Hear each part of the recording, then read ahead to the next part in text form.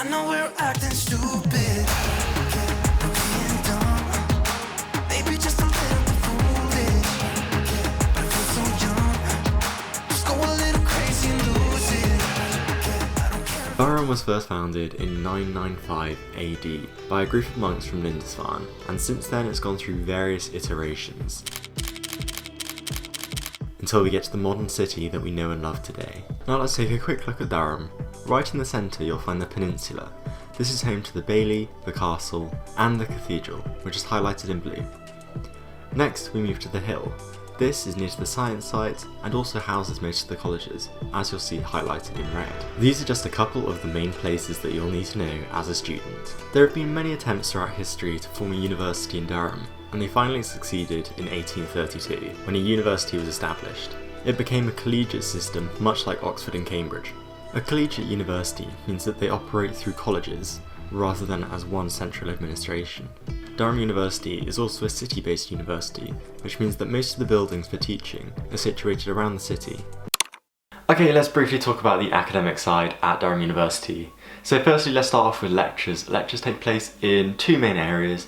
They take place at Albert Riverside and also around the science site. However, there are some lecture theatres at Palace Green as well, although I feel like these are only for subjects such as classics and maybe some other ones that are timetabled in there. Seminars and tutorials usually take place in your own faculty building. It's my department.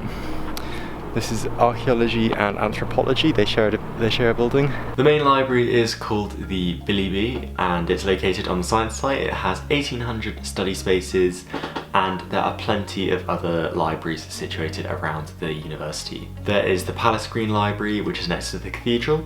There is also a college library in every college. In terms of study spaces, there are plenty of study spaces around Durham. For example, the Billy Bee, you have the TLC or TLC or Teaching and Learning Centre, depending on what you want to call it.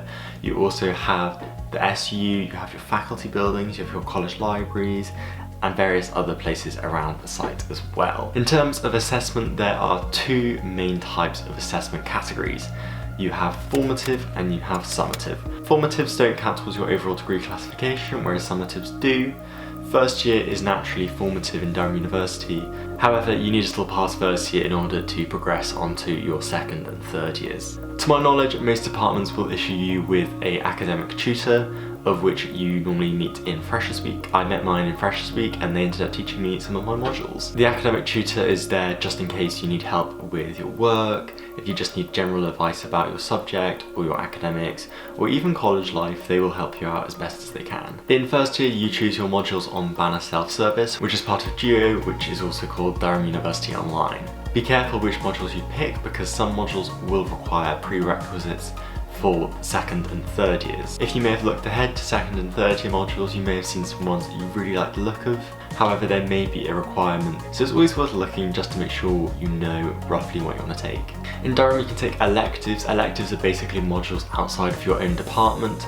For example, I take modules in history. You should pay particular attention if you're thinking about taking some second and third year modules in other departments because they normally require you to pass a first year module to start with. And finally, for academics, exams usually take place in May and June. We take a quick break from the content now to just say that 50% of people who are watching this video aren't actually subscribed, so if you aren't, make sure you do to see more content from me and more content here at Durham.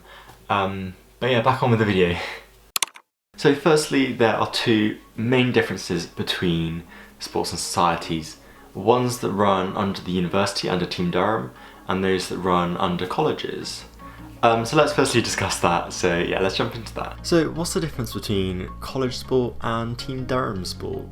Firstly, let's look at Team Durham. This is naturally for the best athletes. There are niche sports going on like gliding and they compete against other universities. However, with colleges, college sport is really for anyone and it's really fun. However, there's a large intercollegiate rivalry which is also really fun to be a part of. Whilst I feel like there's a level of disconnect between the SU and colleges, there is definitely overlaps. So a lot of people will represent their college in the intercollegiate system, but then they'll also represent the university at a university-wide level. I'd say the majority of sports, societies, clubs are all run by colleges, So if you want to get involved, college is really the best way to go about it because you can really engage in lots of different sports at the same time and is way more flexible, I'd say. There are definitely plenty of different options for societies around Durham. There's literally like the most wide-ranging stuff. Like if you can think of it, it probably exists as a society, and if not, it's really easy to set a society up. If you want to set up a society, you've got to get 15 signatures in college level at least, and if you get these 15 signatures, bam, you got a new society, just as easy as that. Along with creating a society, they will normally give you funding as well. So if you need to buy certain things for your society, they're likely going to give you money for it, which is brilliant. So yeah. Societies are run by execs, like the executive committee as such. So you'll have different roles in that, such as president, social sec. I'm the social sec for Catholic Climbing next year. Woo. You'll have treasurers, there'll be maybe vice presidents. However, it's really good to kind of like do those things and get involved. If you want to find out what societies are actually on offer, then go to the Durham SU page and you'll find some university-wide ones. It's always worth googling JCR for your college and they'll probably have a link or a list of different sports and societies available through college. In terms of facilities, there are plenty of facilities. We have Maiden Castle, which is our main sports facility. Down at Maiden Castle there are plenty of 3G football pitches, there is an athletics track, there is like cricket tunnels, I think. I haven't actually really been in there much, but there's a lot of other stuff, there's like gyms and stuff like that. Plenty of like playing fields and stuff. There's an American football pitch, there's rugby pitches, football pitches, along with like plenty of other stuff that I've probably forgotten about, but there's plenty of stuff on offer. Durham's also ranked number 1 for team sports in the country, at least it was the last time I looked, which was probably about a year ago, so I don't know if we still are, but if we were last year, that's still pretty good. You could say that the social life ranges from black tie to sweaty nightclubs and everything in between. Let's start off with the more sophisticated before diving into the ditch of degradation. So formals happen in every single college. Some are gowned and others are not. A formal comprises of a sit-down meal where you are waited on, and so yeah, the food is brought to your table and you sit down in some nice long tables, have some nice chats with each other, have a nice atmosphere, and there's some like weird traditions that take place as well, which is really cool. For example, when high table walks in, everyone stands up and you wait for them to get to their table. They may say a few words and then you sit down. They're also normally really affordable. For example, I know in Cuths, if you were catered, it was probably about £7. If you weren't catered, it was around £9. So really great value. It's cheaper than going to a restaurant for sure, and you get to dress up and have a good time with your mates. So what's not to like about that? After the formal has taken place, there normally involves a retreat to your college bar for a few drinks. The frequency of formals really depends on the college that you're in.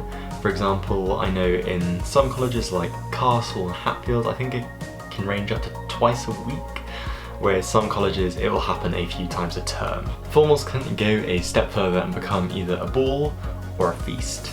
Let's start with a feast. A feast is basically your average formal, however it comes with ents. And what ents is basically the kind of entertainment for the evening. Feasts will normally take place in your own college. For example, there'd be like the feast day of St. Cuthbert, I think it's like the feast day of St. Chad, St. John, like that kind of thing. And I think every college has a feast day, to my knowledge. Maybe not every college, I'm not too sure. And it's normally comprised of things like a band, which are normally amazing. Shout out to my mate Dom, who does a great job on the trumpet. There'll be food such as burger vans, maybe candy floss machines, photo booths, karaoke, and at Cuths we have our famous silent disco, which we actually rent out to other colleges. And silent discos are actually one of the best times that you can have at college. A ball now is much the same as a feast, however it normally takes place in a fancier location, such as a manor house or a fancy hotel, and it'll normally be black tie. So just upping that ante of the kind of fancy rating. This also means that ents are more extravagant, although this does mean that it can cost a little bit more. let's move from the fancy end of the spectrum down to the more everyday end. So let's talk about bars. Bars actually play a major role in Durham. When I first came, I thought there was going to be loads of kind of like drinking games, preeing, and then going straight to clubs. But in Durham, bars are like essential. Also, college bars are literally one of the cheapest places. Like, we're talking £1.60 for a pint, and that's really, really good value. I think that's one of the main reasons why people don't pre as much, just because you can go to a bar, get the atmosphere, and have really cheap pints. This also means that there are plenty of bar crawls with societies, crawling down the hill and crawling down the Bailey. There are also plenty of great bars and pubs within the city of Durham itself, however, pints are a little more pricey. Finally, let's move on to clubs, one of the highlights of the Durham experience. Clubs litter Durham almost as much as private school students. There are plenty of clubs to whet your appetite, so to speak. If you're a fan of Dominic Cummings, you can go to Clute. Why did I make that joke? Clute is the worst nightclub in Europe by default, as the second worst one burnt down.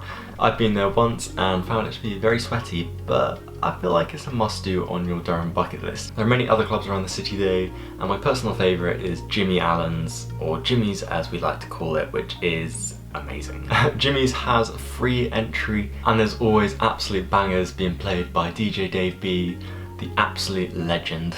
At the end of the night, there are plenty of establishments to satisfy one's cravings at that time of night. For example, Stanton's, the Paddy's Pizza, Pizza Time, and plenty more. I'm actually going to make a part 2 to this video where I discuss everything to do with colleges, so stay tuned for that. I'll be giving a tour, I'll be giving the stereotypes, I'll just be spilling the tea on colleges. So stay tuned for that. Thanks so much for watching. If you did enjoy, leave a like, subscribe so you don't miss the next video, and I will catch you in the next one. Goodbye.